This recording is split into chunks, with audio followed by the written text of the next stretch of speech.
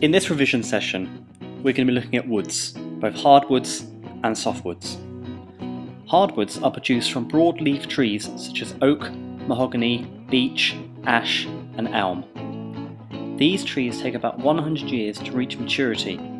These woods are usually tough and strong because of their close grain, but because of their age they tend to be expensive and used for high quality products.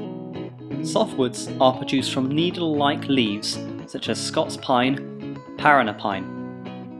Softwoods tend to grow much faster than hardwoods, taking around 20 years to reach maturity and last around 20 years before they have to be replaced. So they are cheaper to buy. Softwoods tend to be easier to work and are lightweight, making them suitable for modelling. There are two types of hardwoods and two types of softwoods that you need to know for the exam. The two types of hardwoods are Jelutong and Balsa, and the two types of softwoods are Parana pine and white pine. The first material we're going to start with is Jelutong, which is a hard wood. This wood is straight grained with fine, even texture and is creamy white in colour. It is used for models and pattern making as an excellent wood to carve and sculpt due to its softness. The advantages of this wood are that it's easy to work with both hand and power tools. It glues, takes screws and nails without difficulty and can be stained, painted and varnished fairly well. The disadvantage of this material is it's quite brittle and weak, has low resistance to decay and cannot be easily steam bent.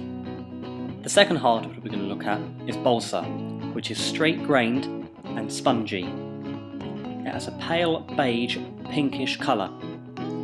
This material is the softest and lightest commercial hardwood.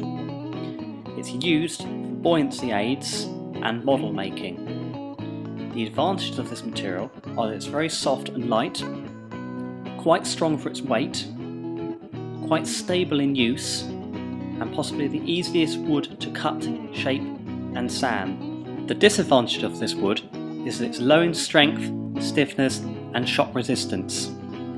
It finishes fairly well, but due to its porous composition soaks up any finish and is not suitable for steam bending. We are now going to move on to Parana pine, which is attractive with straight grain and very close density and has a honey colour. The advantages of this wood are that it's hard, straight grained, often knot free, fairly strong, durable, easy to work. It has a smooth finish and can be glued without difficulty and holds nails and screws quite well. The disadvantage of this material is that it's low stiffness, shock resistance and decay resistance and can distort significantly if not seasoned properly. This material is used in furniture, general construction, plywood veneers and wood pulp for paper making. The last material you need to know about is white pine, which is straight grained with a fine, uniform texture. It's creamy white, pale yellow or light brown in colour and tends to yellow with age. The advantage of this material is that it works easily well with machine or hand tools, carves quite well, holds nails and screws well without the need to pre-drill, glues, paints and varnishes well. The disadvantage is that it does not turn well and needs a sealer to prevent blotches when being stained.